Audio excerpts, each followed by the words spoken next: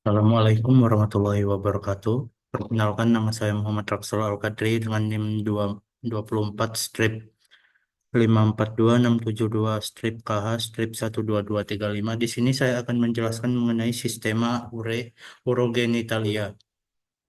Nah, jadi yang pertama ada traktus urinaria. Jadi di traktus urinaria terdapat ren, orificium, ureteri interna. Kemudian ada ureter, ada orificium, ureter externa, kemudian ada vesika urinaria, orificium uretra interna, uretra, ada juga orificium uretra externa, dan yang terakhir ada penis atau vulva. Selanjutnya ada tipe, letak, dan bentuk ren. Pada hewan babi, tipenya adalah multilobar halus, letaknya L1 sampai L4, bentuknya flatten. Kemudian yang kedua itu ada ruminansia, tipenya multilobar kasar, letaknya di T13 sampai L2 dan L2 sampai L4. Bentuknya yaitu oval irregular. Kemudian kuda, tipenya unilobar halus, letaknya T17 atau T18 sampai L1 dan juga T18 sampai L3. Setelah itu ada hewan karnivora, tipenya unilobar halus, letaknya L1 sampai L3 dan L2 sampai L4. Bentuknya adalah bean shape. Dan yang terakhir yaitu ruminansia kecil, bentuknya unilobar halus, letaknya T13 sampai L2 dan juga L2 sampai L4. Bentuknya yaitu bean shape. Nah, berikut adalah struktur bentukan ren. Di ren terdapat kapsula renalis, yaitu apa aja kapsula renalis itu. Yang pertama ada cortex renalis, medulla renalis, papilla renalis, pelvis renalis, crista renalis, dan juga yang terakhir ureter. Dapat dilihat dari nomor-nomor ini. Yang pertama itu cortex renalisnya, kedua ada medulla renalis, dan yang ketiga papilla renalis, dan seterusnya. Selanjutnya, berikut adalah komparasi gambaran kalix.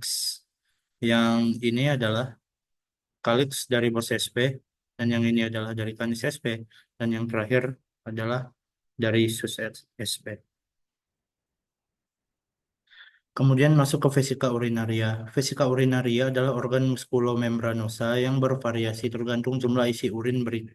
Berikut adalah bagian-bagian vesika urinaria. Yang pertama ada cervix, kemudian corpus, kemudian ada cortex atau ureter, yang terakhir ada vertex vesicae. Nah, yang ini adalah vertex vesicae-nya, yang ini corpus vesicae, dan yang terakhir ini ada cervix vesicae-nya. Selanjutnya ada tractus genitalia jantan. Tractus genitalia jantan itu eh, terdapat testis yang pertama ini, kemudian ada epididymis, kemudian ada ductus deferens, ada glandula aksesoria, kemudian ada uretra, dan yang terakhir adalah penis. Ya. Selanjutnya, lapisan skrotum. Lapisan skrotum terdiri dari kulit atau kutis. Kedua ada tunica dartos, ketiga ada fascia spermatica externa, yang keempat ada musculus cremaster externa, yang kelima ada fascia spermatica interna, yang keenam ada tunica vaginalis parietal, dan yang terakhir ada tunica vaginalis visceral. Selanjutnya, kapan peristiwa descendant testiculorum eh, pada kucing terjadi pada 2 sampai 5 hari setelah kelahiran. Kalau anjing terjadi antara beberapa hari terakhir kebuntingan dan beberapa hari pertama setelah kelahiran. Kalau pada kuda antara bulan kebuntingan dan beberapa hari setelah kelahiran. Kalau sapi 3,5 sampai 4 bulan kebuntingan, domba terjadi pada pertengahan kehamilan atau biasanya 80 hari, dan yang terakhir babi terjadi setelah 85 hari kebuntingan. Selanjutnya, orientasi testis. Jadi berikut adalah bentuk-bentuk dari orientasi testis. Yang pertama ada obliku atau yang terdapat pada anjing, kucing, dan babi. Yang kedua vertikal terdapat pada sapi dan kambing. Yang ketiga horizontal terdapat pada kuda. Selanjutnya, anatomi testis.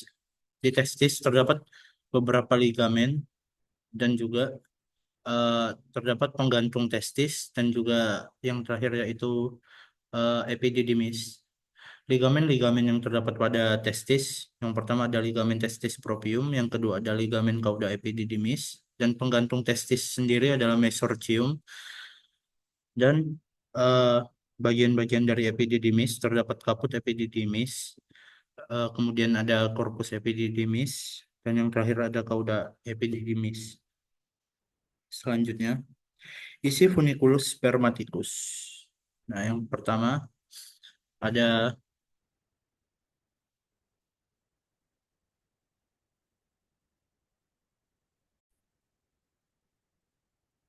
jadi isi funiculus yang pertama ada arteri spermatica, yang kedua ada vena spermatica, yang ketiga ada nervus sympathicus, yang keempat ada ductus lymphaticus, yang kelima ada ductus deferens, yang keenam ada musculus cremaster interna, dan yang terakhir ada tunica vaginalis visceral.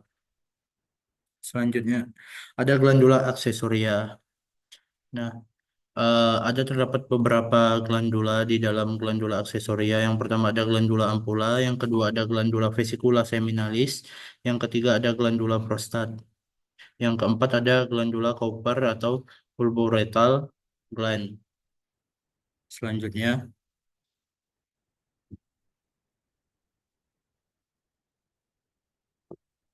berikut adalah komparasi glandula aksesoria. Nah, jadi yang plus dalam kurung itu dia punya tetapi tidak menonjol. Kalau plusnya hanya satu, dia punya, tetapi ukurannya relatif. Kalau plusnya dua, berkembang normal. Kalau plusnya tiga, sangat berkembang. Dapat dilihat dari sapi, glandula ampulanya punya, dia punya, tetapi tidak menonjol. Kalau glandula vesicula seminalis, dia sangat berkembang. Yang ketiga ada glandula prostat, itu dia berkembang normal. Dan glandula Cowpernya punya, tetapi ukurannya relatif. Selanjutnya berikut adalah komparasi dari glans penis. Itu yang pertama ada glans penis dari kambing atau domba. Kambing dan domba, ada juga dari sapi, kuda, kucing, anjing, dan babi. Selanjutnya,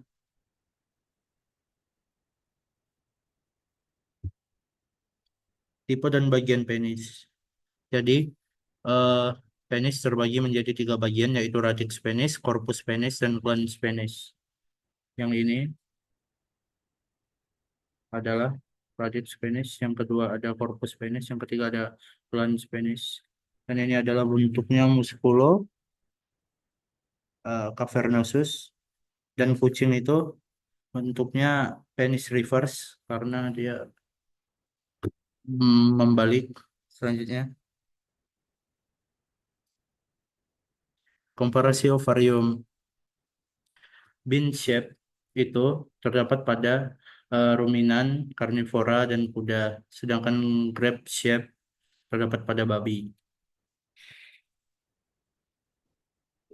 Dapat dilihat dari bentuk eh, ovarium babi seperti eh, dapat dilihat dari babi bentuknya seperti anggur, dan juga pada sapi bentuknya seperti kacang. Selanjutnya, berikut adalah traktus genitalia betina. Yang pertama ada uterus, ovarium, oviduct, vagina, vestibulum, dan vulva.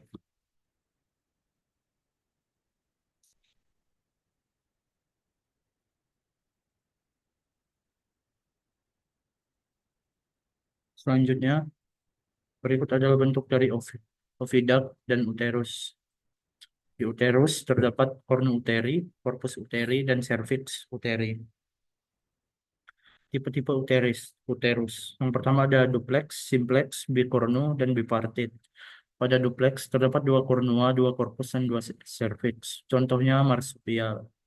Eh, Kalau simplex terdapat dua kornua, satu korpus, satu serviks. Contohnya adalah hewan primata. Yang ketiga, bikornu terdapat dua kornua, satu korpus, satu serviks. Contohnya babi dan karnivora. Yang keempat ada dua kornua, dua korpus, dan satu serviks. Contohnya ada pada ruminansia dan kuda.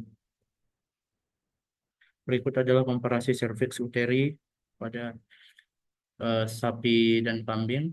Yang ini adalah kuda dan juga ini pada babi. Bentukan serviks, vagina, vestibulum, dan hymen. Berikut adalah eh, bagian-bagian dari serviks, vagina, vestibulum, dan hymen. Yang ini adalah vaginanya, yang ini adalah hymen, yang ini adalah vestibulum, dan juga terdapat osium uterin internal, portio vaginalis uteri, osium uteri eksternal. Dan ini adalah fornix. Selanjutnya ada anatomi vulva. Anatomi vulva di sini terdapat tiga bagian. Yang pertama ada commissura dorsal, labia mayor, dan commissura ventral. Selanjutnya penggantung, penggantung pada ovarium. Kalau pada ovarium itu disebut mesoovarium. Kalau oviduct disebut mesosalping karena nama lain dari oviduct adalah salping. Dan kemudian uterus, nama penggantungnya adalah mesometrium. Selanjutnya tipe-tipe plasenta. Yang pertama ada sunari, yaitu terdapat pada anjing dan kucing. Diffuse, terdapat pada kuda dan babi. Discoid, terdapat pada rodent dan primata. Dan yang terakhir cotyledonary, terdapat pada ruminan. Yang terakhir adalah homolog organ reproduksi.